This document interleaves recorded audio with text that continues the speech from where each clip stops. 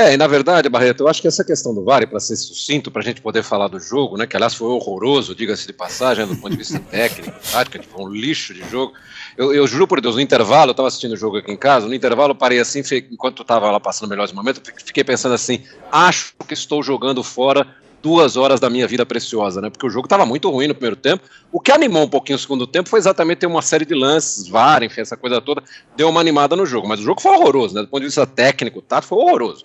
Mas enfim, voltando à questão do VAR, para não me alongar, eu acho assim, o que os caras que ficam no VAR aqui no Brasil, e talvez aí o técnico do Botafogo tenha razão, eles não perceberam ainda que o que instituiu o VAR foi o seguinte: o VAR deve ser usado para lances onde haja um erro claro do juiz, No pênalti de ontem, pode até alguma pessoa achar, não teve um toque, foi pênalti, derrubou e tal. Mas não é um erro claro do juiz. Eu estou insistindo na palavra porque esta é a filosofia do VAR. O VAR tem que chamar quando é uma coisa gritante, uma coisa que o juiz não conseguiu ver porque estava encoberto, enfim. Não pode ser um lance como esse, que claramente o jogador do Bragantino se joga, o jogador do Botafogo até abre os braços assim, né, para evitar o toque, mas enfim, não dá para considerar isso pênalti. Então, se o cara tem, talvez tenha sido, ele não pode chamar o árbitro. Esse é o grande problema do VAR no Brasil. Os caras chamam para qualquer dúvida, e o VAR não foi criado para isso. O VAR tem que ser para cobrir injustiças muito gritantes, né? Um lance que todo mundo acha que foi, e o árbitro não deu, enfim. E na questão do impedimento, né, embora a gente tenha a questão da linha gráfica e tal, eu sinceramente sou de opinião que a gente deveria ter uma seguinte regra nova para o VAR. Se a linha tem menos de 10 centímetros, ou 15 centímetros, enfim, teria que se discutir isso, mas se aquelas linhazinhas ali, azul e a vermelha, elas ficam a menos de 10 centímetros uma da outra, não dá para contestar, não dá para chamar o VAR, né? Não, são 10 centímetros. O espírito da lei tem que prevalecer nessa hora. Qual é o espírito da lei? Por que se criou a lei do impedimento lá no passado, né? Se criou para você não ter o goleiro tá lá, você bota um atacante em cima do goleiro, o resto do time tá lá atacando, aí o goleiro do outro lado dá um chutão e o cara tá sozinho lá, né, para fazer o gol. Esse é o espírito da lei do impedimento, né? Você não deixar um cara parado lá na frente, só esperando a bola enquanto o outro time está atacando, porque isso obrigaria até a segurar um zagueiro, enfim. Esse é o espírito da lei. Não é por causa de 2 centímetros, de 3 centímetros, né? Então, se no campo o Bandeira deu impedimento ou não deu impedimento, se tem menos de 10 centímetros, deixa correr o jogo, né? É um negócio que não vai mudar nada a história da partida, porque esse não é o espírito da lei. O espírito da lei não é 2 ou 3 centímetros na frente ou atrás, né? Teria que ser uma coisa um pouco maior, um pouco mais gritante. Mas, enfim, só para falar um pouquinho do jogo, acho que o jogo só não foi trágico ontem em Bragança, do ponto de vista de quem está assistindo, né? Porque efetivamente a gente teve 3 acionamentos do VAR, teve gol anulado e teve gol do Botafogo, enfim, porque foram ali 15 minutos em que o Bragantino fez o primeiro gol, foi anulado. No lance seguinte o Botafogo faz o gol, pouquinhos minutos depois tem outro gol anulado do Bragantino, aí teve um pouco mais tarde o pênalti, enfim, isso deu uma animada no jogo, porque olha, a bola que Botafogo e Bragantino jogaram ontem foi de doer. Eu só acho que tem um problema nesses 10 ou 15 centímetros aí, é que se você falar que são 10 e medir 10,1 ou 9,9, vai aparecer um treinador para reclamar. Se você disser que são 15 e for 14,9 ou 15,1, vai aparecer um treinador para reclamar. Então, a partir do momento que você resolve usar a tecnologia... Eles vão reclamar sempre, Barreto. Reclamar, eles vão reclamar sempre, entendeu? Então deixa reclamar. Se estão reclamando agora, enfim. Se você usou uma marcação, tem muita gente falando da linha grossa do futebol inglês, né? A Premier League fez essa tentativa de tentar ter essa aproximação. Eles têm uma interpretação muito particular do VAR lá também, né? Mas que nem é o 100% correto na minha visão, mas acho que é indiscutível que é muito melhor do que a interpretação que a gente faz aqui. Agora, com relação a chamar, porque o impedimento o VAR tem que olhar todos mesmo, é isso aí, tem que passar a linha, e tem uma reclamação do Maurício Barbieri com relação à linha do campo, né, Luiz? O frame. Eu acho complicadíssimo isso aí, porque pode aparecer alguém explicando, porque assim, por que a linha que está traçada no campo, a gente tem que partir do princípio de que ela está exatamente paralela à linha de fundo, né? Ela mesma pode estar torta e, outra coisa, pode ter uma distorção da imagem também. É a tal da Pedro paralaxe. Moreno já trabalhou mais em cabine do que a gente aqui, pode dar um... É a tal da paralaxe que chamam, que é exatamente essa ilusão de ótica que a gente tem de acordo com o posicionamento da câmera. Então, assim, cada estádio, o posicionamento dessa câmera, que a gente chama no linguajar da câmera de impedimento, cada estádio ela fica posicionada num determinado ponto de acordo com o que é com o tamanho do estádio, da estrutura de cada estádio. Então, assim, acho que não dá para ir por essa questão da linha do campo, da linha do gramado, não dá para usar isso como argumento para discutir. Porventura pode haver, de fato, erro, mas erro na calibragem do equipamento, como já aconteceu em alguns casos, mas tênis, não nesse... No tênis tem aquela projeção ali meio 3D, tem a bolinha com a sombra da bolinha, e a gente parte do princípio de que aquilo ali está certo, né? Não dá. Jogador nenhum foi lá contestar o juiz para dizer assim, o operador da câmera botou o equipamento aí no lugar errado, então foi fora. Eu estou com o celular errado na mão aqui, peraí. O futebol americano também, que é muito utilizado, e o futebol americano a gente tem a marcação do campo ali muito certo com a do gramado, e isso não é discutido. Então, porque o que está sendo discutido é isso aqui, talvez essa tenha sido... É o frame, né, na hora da batida da bola, né? Não, acho que nesse caso não, Luiz. Acho que ele está falando do desenho do gramado. Das linhas do VAR com a linha do gramado. Tá vendo como... Deixa eu dar uma aumentadinha aqui, talvez perca um pouco de precisão, mas vai explicar exatamente. Tá vendo que tem uma diferença da linha escura para a linha clara aqui do gramado? Sim. E a do VAR não é paralela a ela. Mas aí a minha pergunta, eu não sei responder, tá? Não sei responder.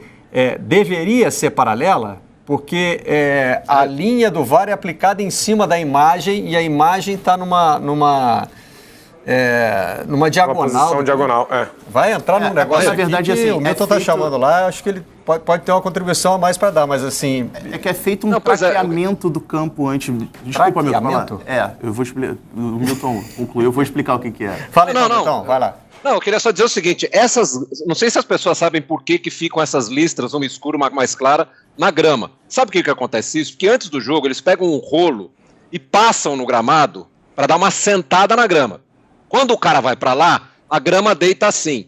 Então ela fica de uma cor. Quando ele vem para cá, a grama deita assim. Ela fica de outra cor, porque se você pegar uma folhinha de grama, você vai ver que um lado dela é mais escuro, o outro é mais claro. Ou seja, se o sujeito que está com aquele rolo na mão foi um pouquinho mais para lá, ficou torto, querido. Não dá para comparar com a linha do VAR, que como vocês disseram, e é isso que o Pedro vai explicar, eu imagino, ela tem que ser paralela à linha de fundo, e não a linha da cor da grama. Me desculpe, mas foi uma bobagem do tamanho do mundo que o Maurício Barbieri falou ontem.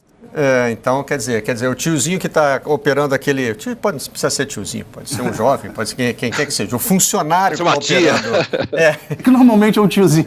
Que está operando aquilo ali, dependendo de como ele foi para um lado e foi para o outro, a linha vai estar... não é uma linha científica, então, né, gente? Essa mais clara e mais escura. E o que mais, Pedro? Como é que é o traqueamento aí? Fala aí. Para complicar um pouco mais. Não sei se todo mundo já observou, principalmente quando a gente faz transmissões mais longas e tal, e que a gente abre o estádio e dá para ver lá. Às vezes tem um cara que... todo jogo acontece isso, não sempre a gente mostra, mas às vezes tem um cara que fica lá quicando a bola. Ele vai do meio campo até o gol, quicando a bola. Assim, parece que ele está brincando, mas não, ele está trabalhando, está quicando a bola ali, porque aquilo ali faz parte de um traqueamento do campo. O que é o traqueamento? É o mapeamento do campo, que é justamente isso, de pegar a linha de fundo, a linha lateral, e é justamente aquele traqueamento que vai servir como base para essas marcações da linha.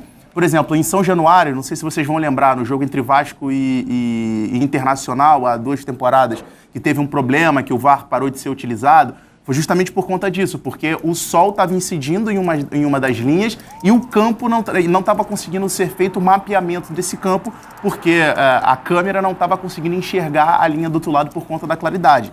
Então, assim, isso é feito através da tecnologia. Isso é tecnologia. As linhas do gramado, como explicou o Milton, não tem nada de muito tecnológico na marcação dessa linha. Ô Barreto, quando eu falei do momento da batida da bola, é no outro gol, na cobrança de falta. Alguns torcedores do Bragantino ontem na rede social reclamaram que no momento em que a imagem é frisada e há a confirmação do impedimento, já é o momento em que a falta já é cobrada e que a bola já está em movimento. E a gente vai ver na frame, imagem, né, Luiz? Isso, frame também já entrou para o nosso vocabulário do futebol. Já existe uma recomendação sobre isso, né? Até a gente já tentou explicar isso aqui. O frame é em quantas imagens paradas é dividido uma imagem em movimento, né? Ela não necessariamente vai captar todo o movimento. É como se fosse uma sequência de fotos, né? Que rodada rápida te dá a sensação de que você está vendo um vídeo. um vídeo, né? Só que aí é o seguinte, às vezes você não vai ter o frame do momento preciso, porque ele é uma divisão de 1 segundo. Pode ser 30 frames, pode ser 24 frames, não é isso? Tem lá. Então, dependendo de quantos frames você tiver. Essa imagem é que eles reclamam. Aí já tem uma orientação, que eu não sei se é só da CBF ou se vem da FIFA, para como usar isso aí, né? É da FIFA, né? Se você não tem o momento certinho, você usa o momento seguinte, não é isso? Não é o anterior, é o seguinte. Então, em alguns momentos, realmente, pela característica do equipamento, a bola já vai ter saído um pouquinho. Que é o momento que te dá a segurança que, de fato, o jogador tocou na bola. E aí eu acho que bate um pouquinho com o que o Milton estava falando lá da história dos 10, 15 centímetros, né? A gente tem que também, de alguma maneira, tentar adaptar a precisão do equipamento ao espírito da regra, né?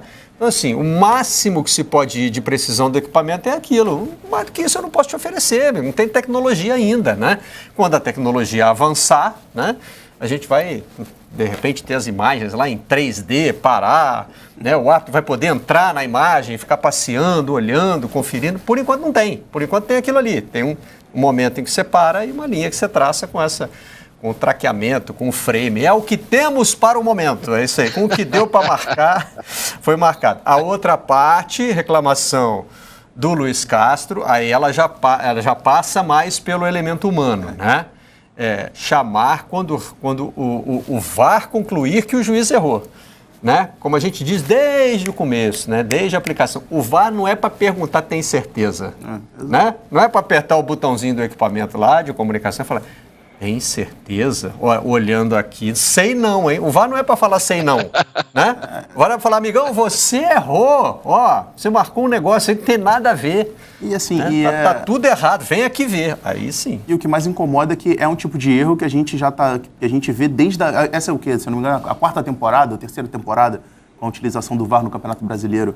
E é um erro que a gente vê desde do primeiro uso do VAR aqui no futebol brasileiro, a gente vê isso continuar acontecendo. Então, eu não sei se precisa chamar o Juvenal, se precisa vigiar os vigilantes. Talvez se acertar a conversa, né? Dizer assim, olha só, vamos conversar aqui. Depois de cada jogo também, a comissão de arbitragem chamar e conversar e dizer, olha, não é para isso que é para chamar, né? Aqui chamou errado. Vamos tentar estabelecer um parâmetro, um critério. Aí melhora.